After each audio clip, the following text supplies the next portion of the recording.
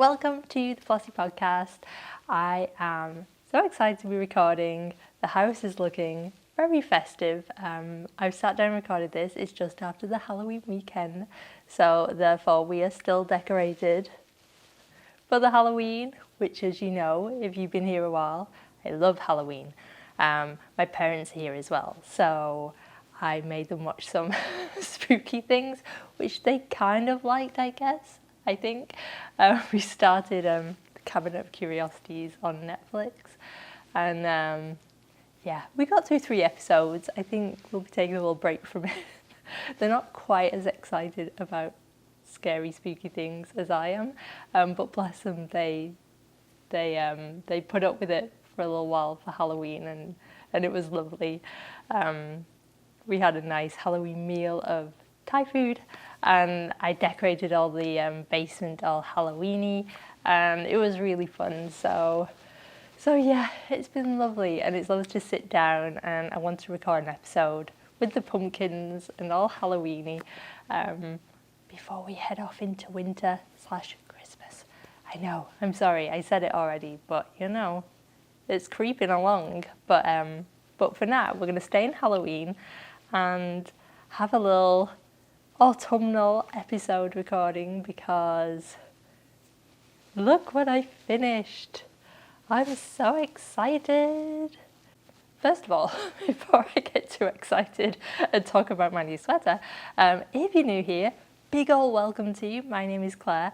I like to make things and I like to talk to you about them, and you're all super nice and you let me talk about them, and that's basically the podcast. I could try and make it more exciting sounding, but that is essentially what it is. Sometimes I am joined by my fairy partner in crime, Tilly. Today she is out for a walk with my mum and dad because she needed it. It was raining all yesterday, and she took one look at the weather and was like, nope, I'm going into power down mode, and she slept the entire day pretty much, which was awesome, but it meant she woke up this morning vibrating. So recording the podcast with her in that mood, out she went. It wasn't going to happen. And talking about Tilly, ta-da! I love her so much. I put her on my sweater. Do I feel like a loser? Nope. I love it. I think it's so much fun. So if you watched past episodes, you will know that this is the Into the Wild sweater, and it's by Woolbarrow Knits. Am I saying that right? I think so. I'm going to put all the details below. A gorgeous, gorgeous pattern, and I highly recommend it. It was so much fun to knit. The original version, when you check it out below, on the yoke right here, the cutest little foxes, and it's absolutely stunning. There's so many lovely versions of it, of people knitting it with the foxes on, so definitely check it out, because that original sweater is so stinking cute. But the moment I saw it, and this was last year when it came out, I took one look at it and thought, ooh, if I could turn those foxes into Tillies, that would be so cute. And that's what I did. So I just tweaked the chart a little until I just played around with it a bit until I got the foxes looking more like Tilly. But other than that, this is 100% Tanya's pattern, and it's a beautiful, beautiful pattern. So really go and look at it. But I'm so happy with how it turned out. I think it looks like Tilly. Maybe I've just stared at it for too long and I'm a little biased, but I think I managed to capture her quite well. And I don't know how well it's shown up on camera. I'll do a few close-ups, but I purposely left a little pink nose to the very end, and I went back through with duplicate stitch. I put a little reel up on Instagram. I'll try and pop a bit of the footage in here too. I've never done duplicate stitch before, and so that was really fun, learning a new skill. But I knew I wanted the pink to be quite subtle. I didn't want it to be a bright pink, but I thought having duplicate stitch will just have it stand out a little bit more. So even though it's a subtle pink, it'll still show that a little nose is there too. And I absolutely love it. I love the fit of it. I was a little worried when I was first knitting it because it's quite a a narrow neckline. For me, normally, because I can get a bit warm sometimes, I tend to go for sweaters with more of an open neck, and I was a little bit, ooh, is it going to be too snug? Is it going to be itchy? Because this is unspun wool from Istex. And to be completely honest, I could see if you have sensitive skin, it might feel, I'm fine. I don't find it itchy. I can feel it, so, but it doesn't irritate me and it doesn't bother me. But if you do have more sensitive skin, it could itch a little bit. So that is something to just think about if you were thinking of trying this yarn. But yeah, I absolutely love it. I'm going to put all my the details below because I think it's not, there are colourway names, but there are also numbers, and I'm going to get them all mixed up. So I'll put all the colours that I use below. I think I used the same colours in the pattern, apart from the main colour, which in the original sample it was more of like a dark green, and I went for this like cool brown colour, which I absolutely love. I'm not normally a brown person. I don't tend to wear a lot of brown, but I'm digging it. I think I might be going for more brown things in the future because I think they're really cute. So yeah, I can't believe I got it done.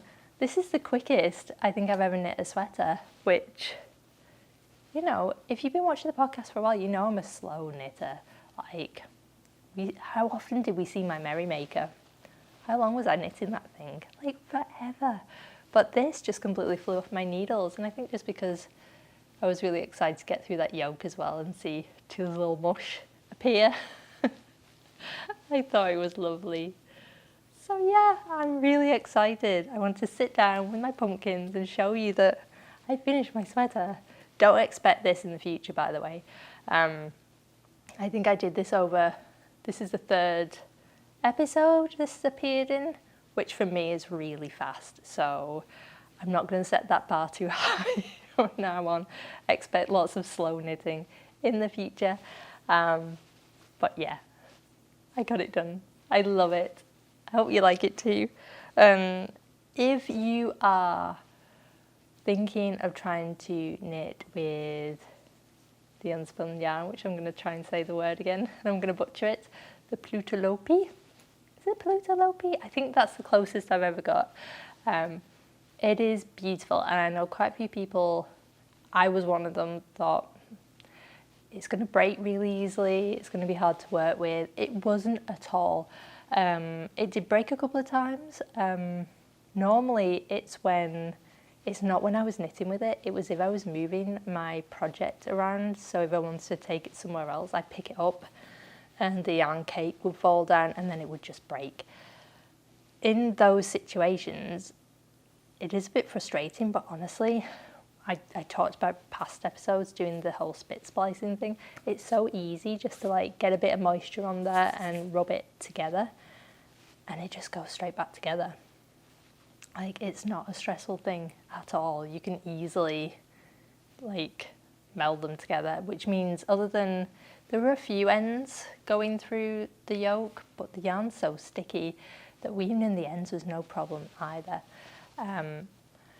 The only thing I will say when it comes to knitting with unspun yarn, and I'm going to show this on, ta-da, I know, I'm knitting Chris a hat. So before I get to the thing about unspun yarn, another thing about the unspun yarn is the yardage you get in the yarn cakes is magnificent. So the main colour, I only had 2 of the cakes and I still had quite a lot left over of the second one. So Chris requested a hat. Well, I was supposed to knit him a hat for his birthday, which was in September. Well, never mind. But this is the hat I went for. So this pattern is a Belfair hat, and it's by a new to me designer, Fan Fibre Co. And their patterns are gorgeous. Definitely go and check them out. I'll put the link below. And I love the colour work on this hat. Can I zoom in all? It's so pretty, and I thought, oh, it's going to be perfect for my leftover yarn, although I've still got a ton of it left over. So I knit this and it knit up really quickly. I've done a join brim because that is Chris's preference for keeping his ears warm when he's in the woods. And the colour work went like a dream again. However, I got to the crown and I keep chuffing it up. I was following the pattern. Now the pattern has you decrease over 4 points going in, which makes quite a long hat. Now Chris does want a deep hat, but it's already really deep and he wants it fitting to his head. He doesn't really like a slouchy look, which is kind of the fit of the original pattern, which looks gorgeous, by the way. I love that whole look, but Chris wanted it a little bit more. He wanted it deep but fitting. So I've been playing around with the crown and doing a slightly different decrease pattern on it. I keep doing things wrong and it's just not quite working out, or the way I do it is getting too bunchy. So I'm going to be playing around with that a little bit more tonight. But one thing I have found with the unspun yarn, if you are ripping back a lot, which I've done a couple of times now, it does start to, it's not breaking still, it is starting to thin a little bit where I'm pulling at it, and yeah, but really that's on me because I keep doing it wrong. But if you are a knitter like I am that does end up ripping back a lot, because there's always something, I always do something weird and then I look at it and I'm like, that's weird, and I can't just leave it, so I have to rip it back.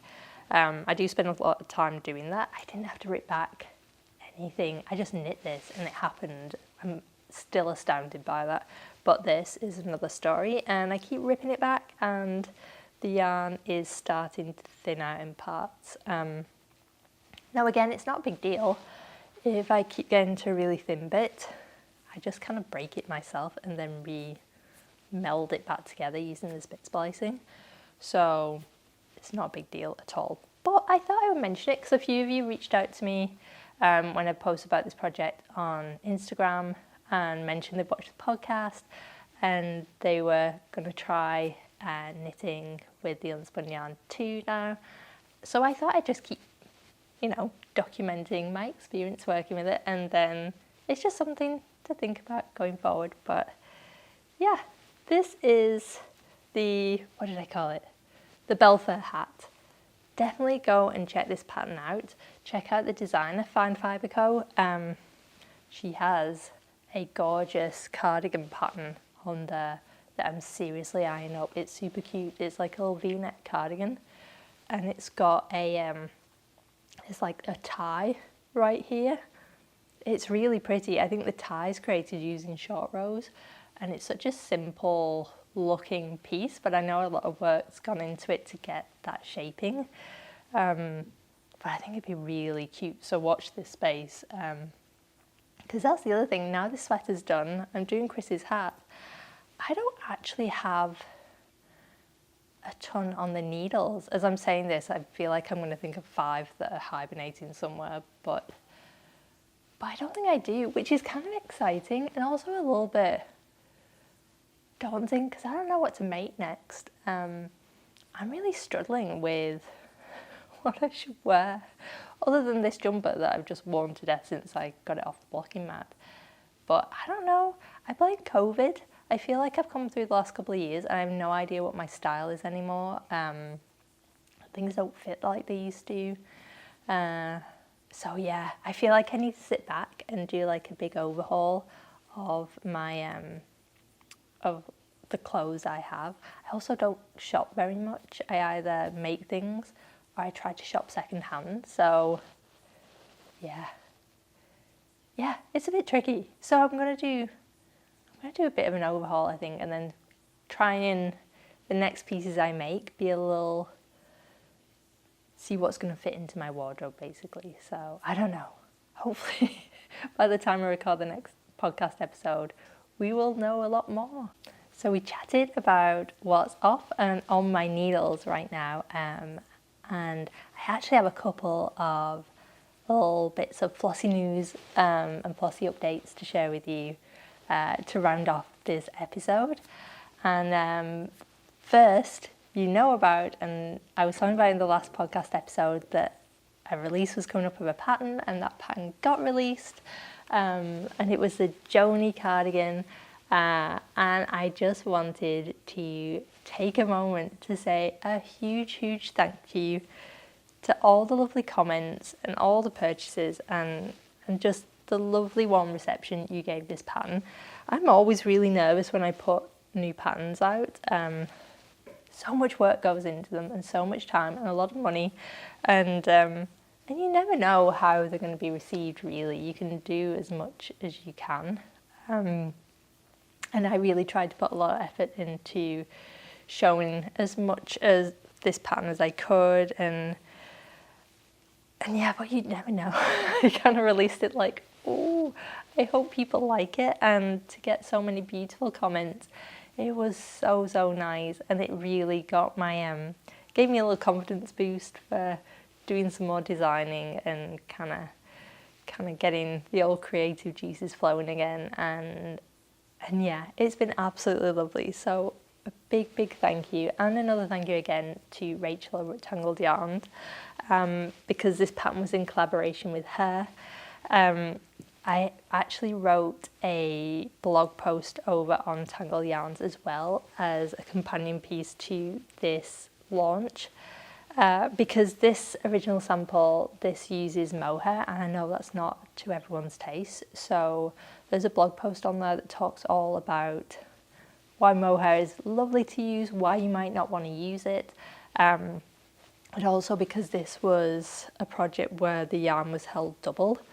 It was using Le Petit lambswool and Le Petit mohair silk. Also, people don't want to always hold yarn double either, for lots of reasons. It makes a gorgeous fabric, so I always love doing it, but it can be a little bit tricky. It can also make it really expensive. If suddenly you're buying 2 yarns instead of just 1, it can make it not ideal from a financial point of view. So Rachel and I wanted to make sure there was some extra material there that people could go and check out, where I talk all about how to substitute yarn if you don't want to use mohair, but also how to substitute yarn for a single strand instead of using 2 held double, which is one of the things I always found really confusing until I started looking into it and working out how to properly work it out. Because when you list things, say on Ravelry, you can say, okay, I used a fingering weight and a lace weight, therefore you're gonna need a sport weight, which is true of this, but let's face it, not all sport weight yarns are made equal. So you might just pick up a sport weight yarn and then start knitting with it and find it's still not quite right in yardage, and you're running out of yarn, or it's just not giving you the effect you want. So in that blog post that I wrote, I shared all about how to break it down, how to take those 2 suggested yarns that are held double and calculate exactly how much yardage you need in what weight, basically. I had to get my maths brain on, which is always fun. But yeah, do check it out. It's over on the Tangled Yarn blog now. And I hope it's helpful to you. I really enjoy writing pieces like that because, you know, I'm all for, you want to make a project your own.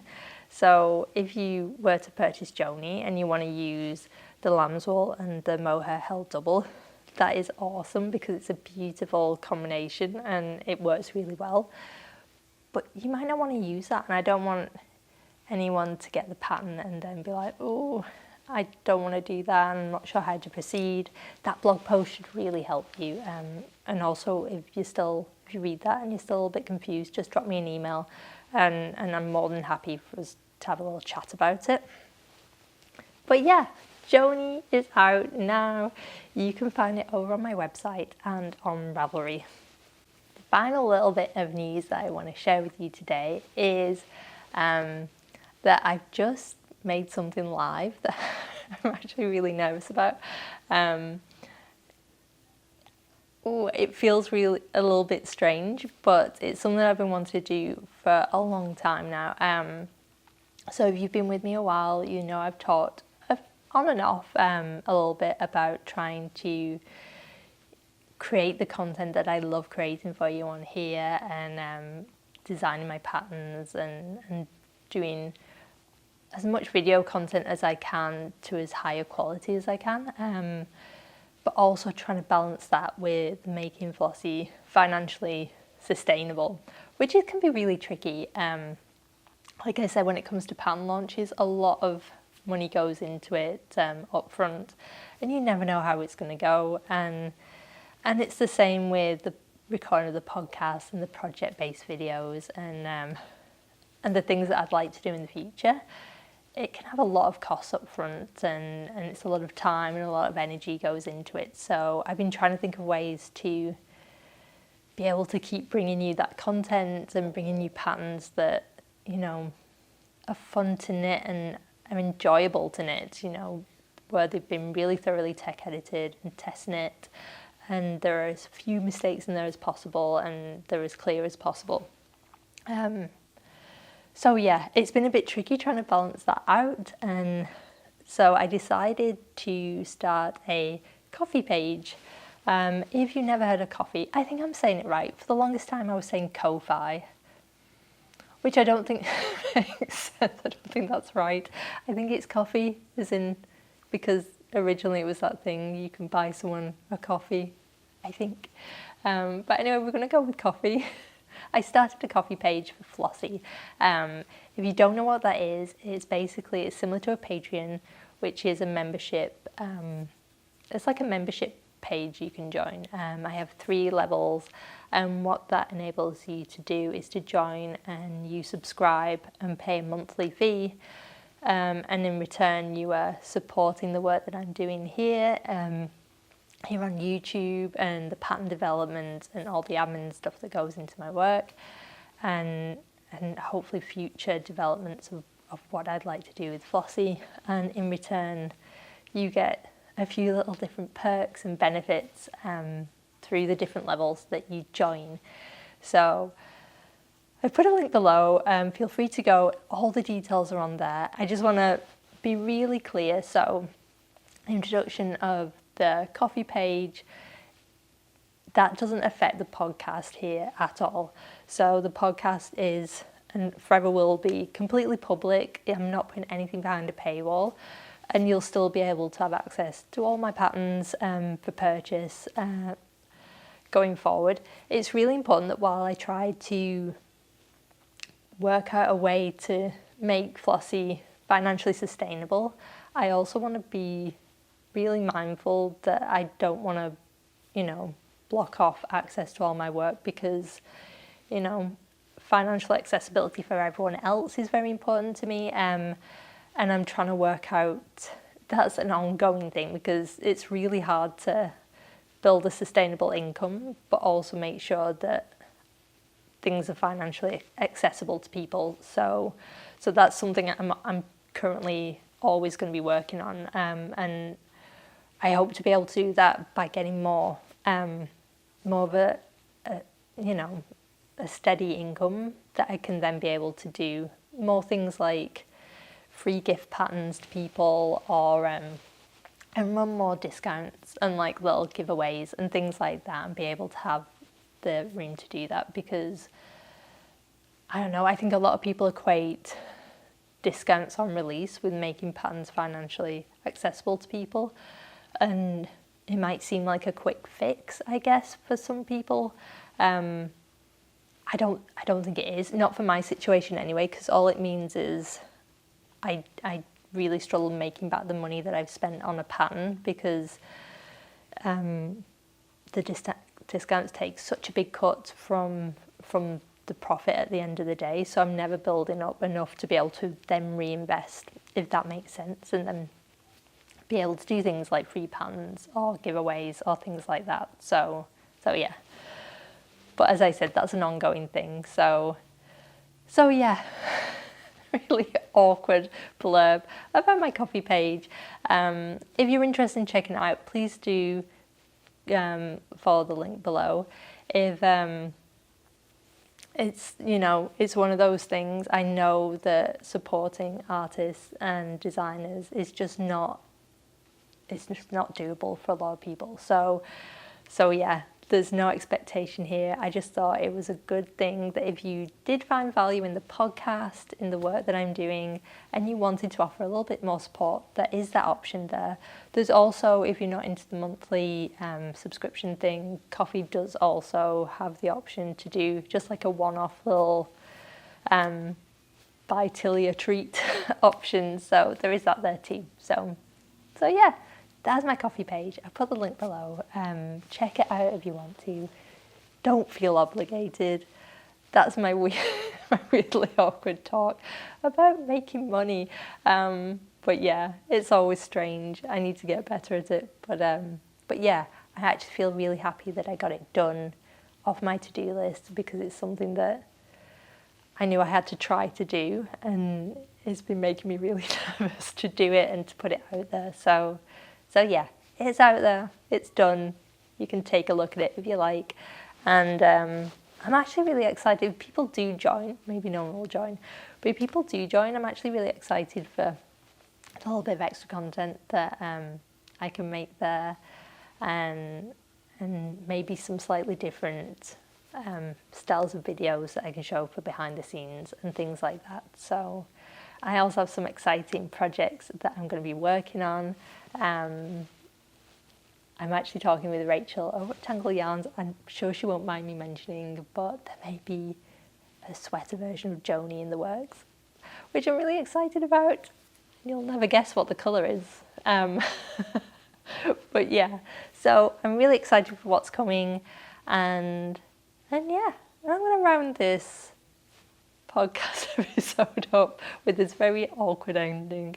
But as always, it's been so lovely to sit down and chat with you with my pumpkins and my new sweater. Do check this pattern out. I've had such a nice time knitting it, and the original version is so stinking cute with the foxes on that you are not going to be sorry if you make this. So yeah, until next time, friends, I will see you really soon. And until then, happy knitting. Bye.